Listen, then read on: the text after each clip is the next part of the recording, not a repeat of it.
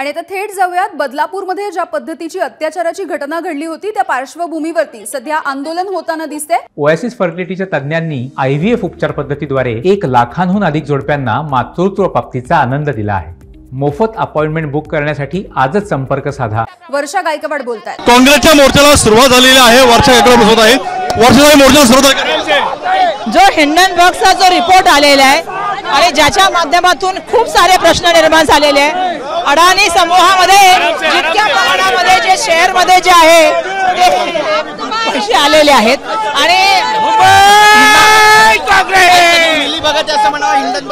बिलकुल हिंडनबर्गचा पहिल्या अहवालाने स्पष्ट केलेलं होतं की अडाणीजींच्या शेअर मध्ये मोठ्या प्रमाणामध्ये जे फुगीरपणा दाखवला जातो तो जो आहे तो चुकीचा आहे आणि मोठा भ्रष्टाचार आहे। काही देशांमध्ये पैसे जातात आणि तिकडून हे शेअर खरेदी केले जातात आणि ते फुगून दाखवले जातात। नंतर त्याच्यावर चौकशी लागली आणि सेबीने त्यांना क्लीन चिट दिला अडाणींना। परंतु पुन्हा आता हिंडनबर्गचा रिपोर्ट आलेला आहे ज्याच्यामध्ये त्यांनी सांगितलं आहे की सेबीच्या ज्या प्रमुख आहेत चेअरमॅन माधवी कुच त्यांचे मिस्टर यांचा जो आहे तो अडाणी ग्रुपशी संबंध आहे। त्यांच्या माध्यमातून पैसा बाहेरच्या देशात जातो आणि त्या ठिकाणी जे आहे तो पैसा पुन्हा एकदा शेअर मध्ये करून लोकांची फसवणूक करण्याचं काम, सामान्य जनतेचा पैसा हा मोठ्या प्रमाणामध्ये फसवण्याचं जनतेला काम चालतं। याच्या माध्यमातून 2 रिअल इस्टेटचे मोठे प्रोजेक्ट चालू आहेत। एक धारावीचा प्रोजेक्ट चालू आहे आणि एक एअर इंडिया कॉलनीचा प्रोजेक्ट चालू आहे आणि ज्याच्यामध्ये हे पैसे येतात ते बाहेरून जसे पैसे येतात त्याच्यामध्ये खूप मोठ्या प्रमाणामध्ये भ्रष्टाचार आहे असा हिंडनबर्गचा रिपोर्ट आहे। त्याच्यानंतर आमचे नेते आदरणीय मल्लिकार्जुन खरगे साहेब, आमचे नेते आदरणीय राहुल गांधीजींनी सांगितलं की या सगळ्या प्रकरणाची चौकशी व्हायला पाहिजे, याच्यासाठी जॉईंट पार्लमेंटरी कमिटी व्हायला पाहिजे आणि ह्या सगळ्यावरती जे आहे तो रिपोर्ट आम्हाला मिळाला पाहिजे। परंतु दुर्दैवाने जॉईंट पार्लमेंटरी कमिटी त्या ठिकाणी स्थापन झाली नाही, कुठल्याही तऱ्हेची चौकशी करण्यात आलेली नाही। म्हणून आमचं म्हणणं आहे की ज्या सर्वसामान्य लोकांचे पैसे जे शेअर मध्ये पण असतात किंवा ह्या रिअल इस्टेटच्या माध्यमातून ज्यांना घरं मिळणार आहेत त्यांना धोक्यात ठेवण्याचं काम, त्यांना फसवण्याचं काम चालू आहे। आणि म्हणून आजच्या मोर्चाच्या माध्यमातून आम्ही आवाहन करतो एकतर या प्रकरणाची पूर्ण चौकशी व्हावी, ईडीच्या माध्यमातून अडाणी समूहाच्या पूर्ण शेअर्स आणि त्यांच्या प्रॉपर्टीची पूर्ण चौकशी व्हावी। सेबीला आमचं म्हणणं आहे आणि आमचं केंद्र सरकारला म्हणणं आहे की त्यांनी त्या ठिकाणी सेबीच्या ज्या माधवी कुच आहे त्यांचा त्वरित त्यांना त्या ठिकाणी पदग्रहणापासून बाजूला करण्याचं काम करावं। आणि दुसरं आमचं म्हणणं आहे की जॉईंट पार्लमेंटरी कमिटीच्या माध्यमातून ह्या पूर्ण प्रकरणाची चौकशी झाली पाहिजे। आज ईडी, सीबीआय, इन्कम टॅक्सचा वापर हा विरोधकांवर केला जातो। ज्यावेळी हिंडनबर्ग सारखी संस्था एका मोठ्या व्यक्तीवरती नाव घेण्याचं काम करते, दुर्दैवाने त्याची चौकशी का होत नाही?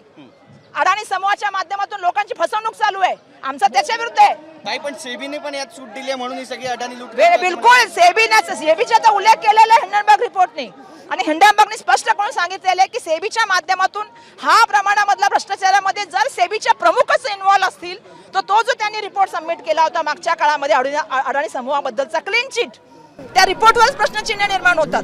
आणि आज आमचं म्हणणं आहे की सेबीच्या प्रमुखांच्या बद्दल इतके मोठे आरोप झालेत, त्यांच्या मिस्टरांबद्दल एवढे मोठे आरोप झालेत, त्या पदावर कशा राहू शकतात आणि या सगळ्या प्रकरणाची पारदर्शक चौकशी कशी होऊ शकते? म्हणून आमचं म्हणणं आहे की त्यांना पदावरून खाली करा। आणि दुसरं आमचं म्हणणं आहे की जॉईंट पार्लमेंटरी कमिटी करून ह्या सगळ्या प्रकरणाची चौकशी व्हायला पाहिजे।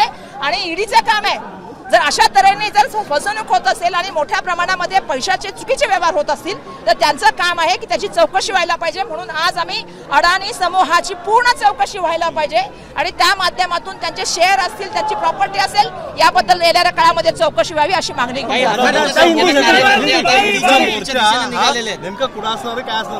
आज आम्ही आता ईडी कार्यालयावरती मोर्चा घेऊन जात आहोत। आणि आम्ही ईडी कार्यालयामध्ये सांगत आहोत आज देशभरामध्ये काँग्रेस पक्षाच्या वतीने हा मोर्चा चाललेला आहे। या ठिकाणी हजारोच्या संख्येने कार्यकर्ते आलेत। आमच्या सगळ्यांचं म्हणणं आहे की मुंबईच्या महत्त्वाच्या 2 मोठ्या वस्त्या, एक धारावी वस्ती आणि एक एअर इंडिया कॉलनी, या दोघांमध्ये हा पैसा येतोय।